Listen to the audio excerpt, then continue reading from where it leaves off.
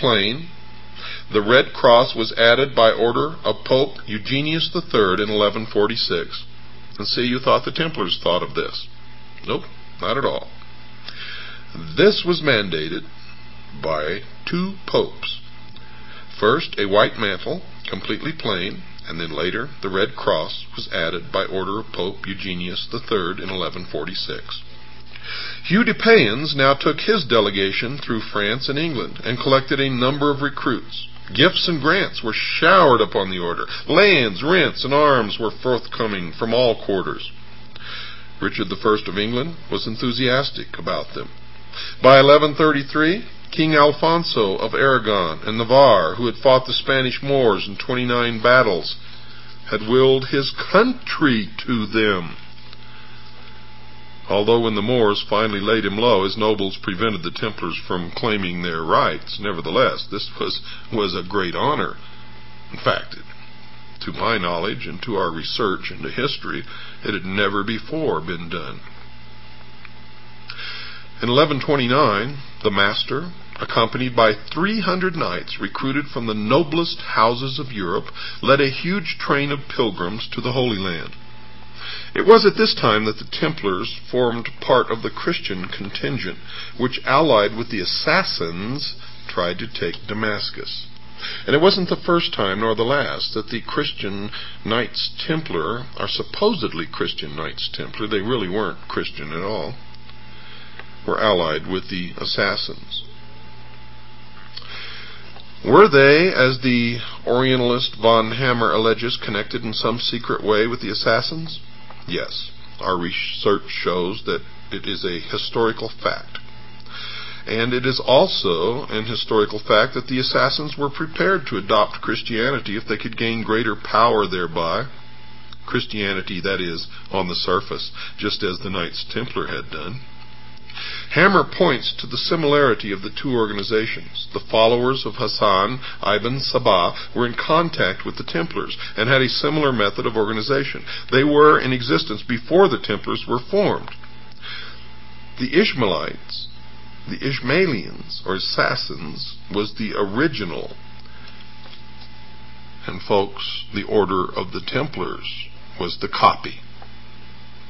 The balance of Western opinion is against this contention, more particularly because one feels from wide reading of historians great sympathy is felt for the cruelly treated and arbitrarily disposed Templars. Thus, Keightley, who made a close study of the order, attacks those who would claim that the Templars were an assassin branch, but when you do research into the associations and memberships of Keightley, you'll find that Keightley was himself a Knight Templar. And he said, quote, "When nearly 30 years after their institution, the Pope gave them permission to wear a cross on their mantle, like the rival Hospitaller order, no color could present itself so well suited to those who daily and hourly exposed themselves to martyrdom as that of blood, in which there was so much of what was symbolical. With respect to internal organization at will, we apprehend, be always found that this is for the most part of the growth of time and the product of circumstances, and is always nearly the same where these last are similar," unquote.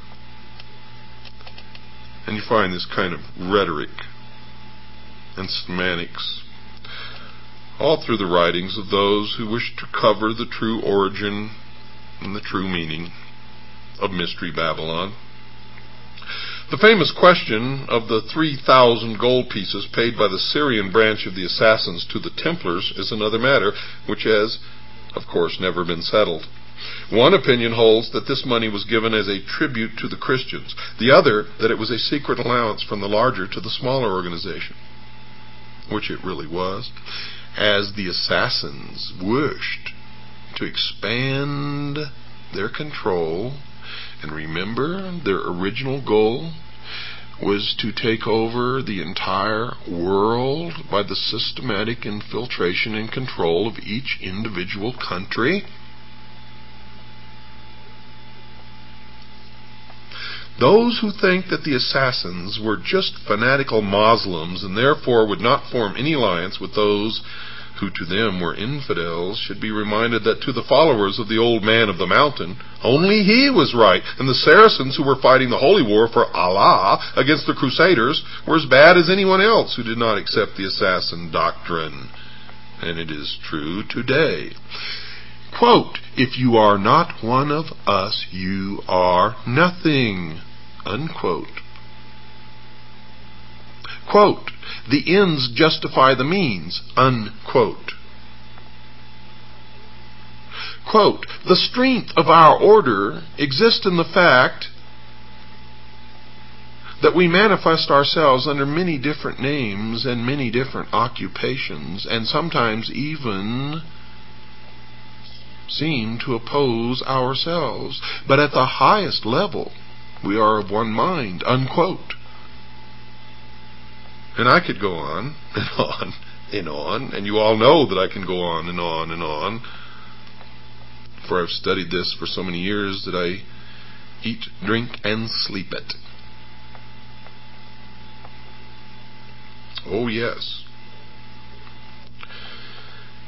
Well, eventually grave charges against the Templars during the Crusades included the allegation that they were fighting for themselves alone. And more than one historical incident bears this out.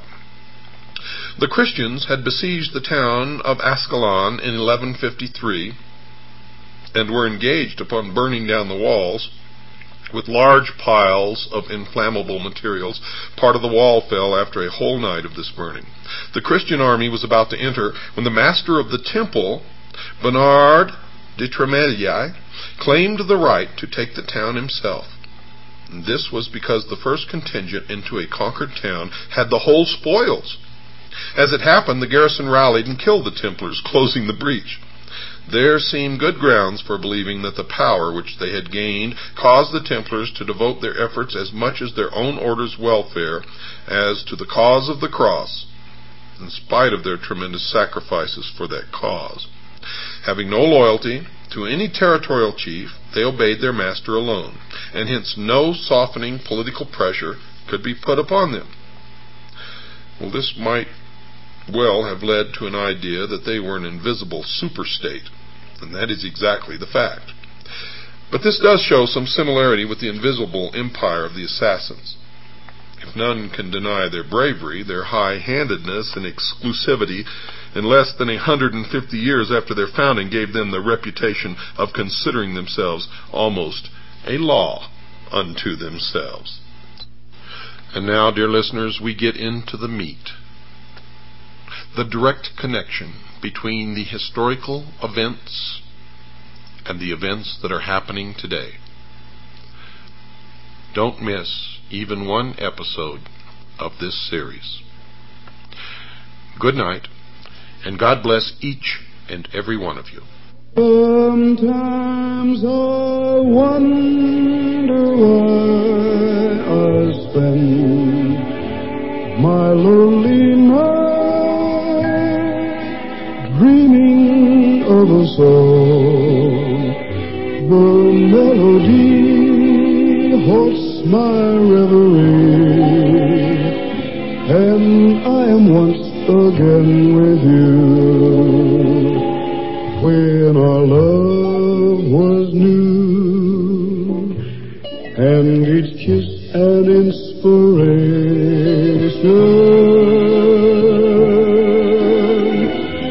The bad was long ago, and now my consolation is in the stardust of a song beside a garden wall.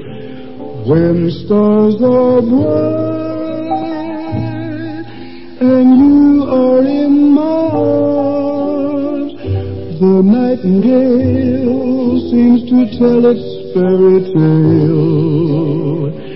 of paradise where